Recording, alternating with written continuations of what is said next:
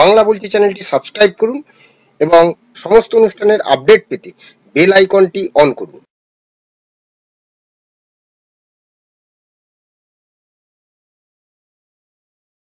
নমস্কার, বাংলা বলছি চ্যানেলে আপনাদের স্বাগত। আমি বিপ্লব দাস বলছিলাম।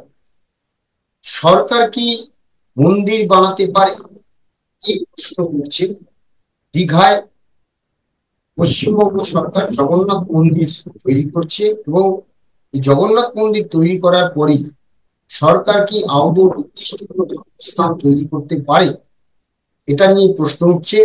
এবং এই ধর্মস্থান তৈরি করার পরে এখানে বিজেপি প্রভাবিত একটি ব্যবসায়ী সংগঠনের তরফে দীঘায় রাম মন্দির ও খ্রিস্টানদের তরফে একটি গির্জা তৈরির জন্য ক্ষেত্রে লিখিত আবেদন জমা পড়েছে। সেই সঙ্গে যেদিন মুখ্যমন্ত্রী এই দীঘায় ছিলেন সেদিন মঙ্গলবার সন্ধ্যায় ওল্ড দীঘা বিশ্ব বাংলা পার্কের কাছে জমা করেছিলেন হাজার খানেক সংখ্যালঘু সম্প্রদায়ের মানুষ।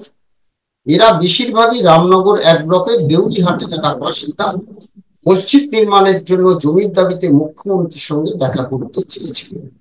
অর্থাৎ একদিকে জগন্নাথ ধাম মন্দির হওয়ার পরে প্রশ্ন উঠছে যে সরকার কি কখনো ধর্মস্থান তৈরি করতে পারে, তাহলে কেন মসজিদ হবে না, কেন মন্দির হবে না, কেন গির্জা হবে না? অর্থাৎ সেখানে রাম মন্দিরেরও দাবি উঠছে, অন্যদিকে সেখানে খ্রিস্টানদের চার্চ তৈরির দাবি উঠছে, আবার মসজিদ তৈরির দাবি উঠছে। তো আজকে আমরা এই বিষয়গুলো নিয়ে আলোচনা করব। আমি আমার সঙ্গে রয়েছেন সরকারি অরূপদা, স্বাগত জানাচ্ছি। অরূপদা, আগের দিন আমরা এই নিয়ে খানিকটা আলোচনা করেছিলাম। যখন জগন্নাথ ধাম ছিলেন সেখানে তিনি হিন্দু সম্প্রদায়ের প্রতি তার যে আবেগ সেটা দেখাতেই কি গেছিলেন, এটা যেমন একদিকে প্রশ্ন উঠেছিল, তেমন তার আগের দিন অর্থাৎ হুমায়ুন কবির ভরতপুরের বিধায়ক তিনি বলেছিলেন যে তিনি বাবু মসজিদ তৈরি করবেন এবং সেখানে মুখ্যমন্ত্রীকে দিয়ে সেটা উদ্বোধন করাবেন। আর এর পরপরই জগন্নাথ মন্দির পরিদর্শনের পরেই সেখানে মসজিদ তৈরির দাবি উঠছে, সেখানে রাম মন্দির তৈরির দাবি উঠছে, সেখানে খ্রিস্টানদের জন্য চার্চ তৈরির দাবি উঠছে। দেখছো বিষয়টা কি? অর্থাৎ সরকারের উপর এই চাপটা তো আগামী দিনে ক্রমশ বাড়বে।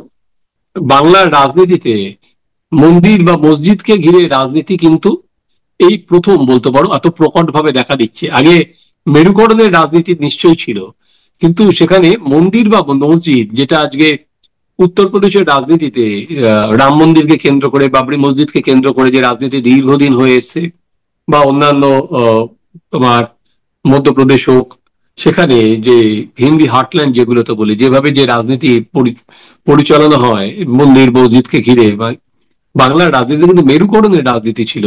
কিন্তু মন্দির মসজিদকে ঘিরে রাজনীতি, এটা কিন্তু একটা বলা যেতে পারে নতুন ভাবে এলো।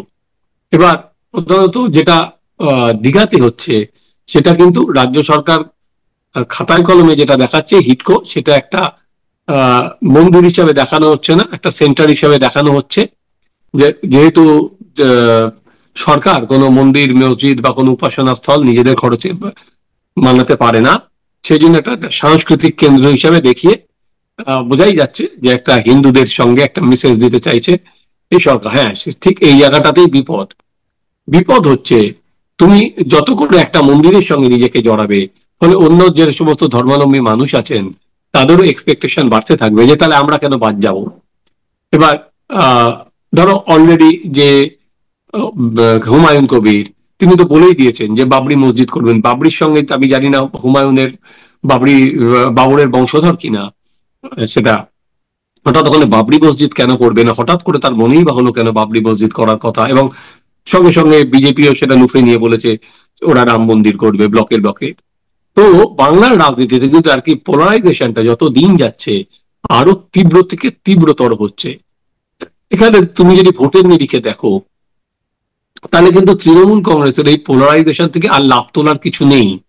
কারণ অলরেডি পোলারাইজেশনের যে মুসলিম ভোটের সুবিধা, সেটা কিন্তু তৃণমূল কংগ্রেস 90% তারাই পায়, তারাই নিয়ে চলে গেছে। কিন্তু হিন্দু ভোটের পোলারাইজেশনটা যদি এর ফলে হয়, তাহলে কিন্তু তৃণমূলের শিরে সংক্রান্তি বলা যেতে পারে। দ্বিতীয়ত এই আর কি যারা সিপিএম এবং কংগ্রেস, তাদের রাজনীতি করা আরো কঠিন হয়ে যাবে এই তীব্র পোলারাইজেশনের মুখে দাঁড়িয়ে সেখানে দাঁড়িয়ে তাদের যে দাবিগুলো, সেই দাবিগুলো কিন্তু কোনো জনমানসে খুব কম ভাবেই প্রতিফলিত হবে। যদি এই পোলারাইজেশনটা অনেকভাবে তীব্র হয়ে যায়, তো সেখানে তাদের আর কি ইস্যুগুলো লোকের কাছে নিয়ে যাওয়াটা খুব কঠিন। এবার দেখার যে তৃণমূল কংগ্রেসের গায়ে যে ট্যাগটা লেগে গেছে, যে সংখ্যালঘু ট্যাগ, এটা তারা কিভাবে তুলে।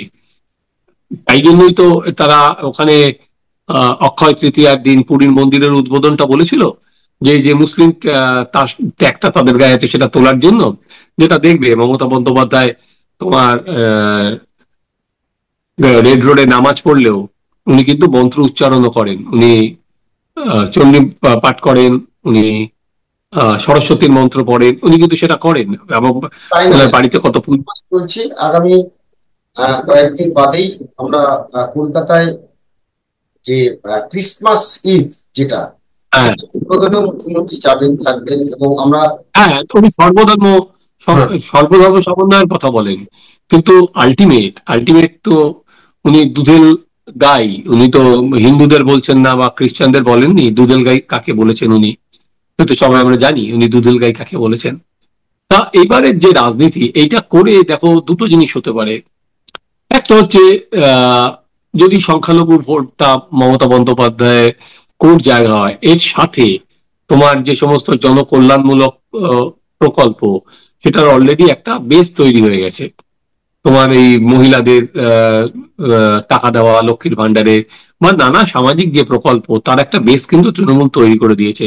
ফলে ওই কোর ভোটের সঙ্গে যদি এই সামাজিক প্রকল্পর কিছু ভোটও আসে, তৃণমূল কংগ্রেসের ধরো আজকে 33 থেকে 35% মুসলমান ভোট, সেখানে 30% পেলে আর তো 12 to 14% ভোটের দরকার আছে। সেখানে এই এই জনকল্যাণমূলক প্রকল্প তৃণমূলকে সেই ডিভিডেন্ডটা দিয়ে দেবে। যদি না উল্টো দিকে হিন্দু ভোট প্রায় তোমার 45% কনসলিডেট হয়, যেটা এখনো পর্যন্ত কিন্তু বাংলায় দেখা যায়নি। এখন দেখার যে আহ, সত্যি সত্যি যে দীঘায় আগামী অক্ষয় তৃতীয়ায় যে জগন্নাথ ধাম এর উদ্বোধন হবে, তখন আহ, যারা এখন সেখানে মসজিদের দাবি করছে, যারা রাম মন্দিরের দাবি করছে, বা যারা খ্রিস্টানদের জন্য চার্চের দাবি করছে, তাদের সেই দাবি মান্যতা পায় কিনা। কারণ সরকারের কাজ নয়, কিন্তু যদিও সংস্কৃতি চর্চা কেন্দ্র হিসেবে এটাকে বলা হচ্ছে, কিন্তু আদৌ কি তাই? প্রশ্ন এখানে।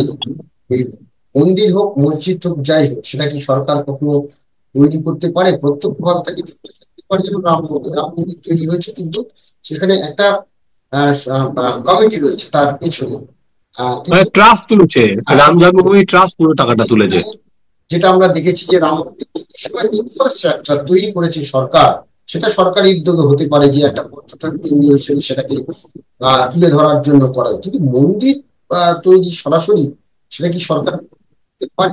এখানে আগামী দিনে এই বিষয়টি কোথায় যায় সেদিকেই আমরা নজর রাখবো। ধন্যবাদ আপনাদের। সবাই ভালো থাকবেন। নমস্কার।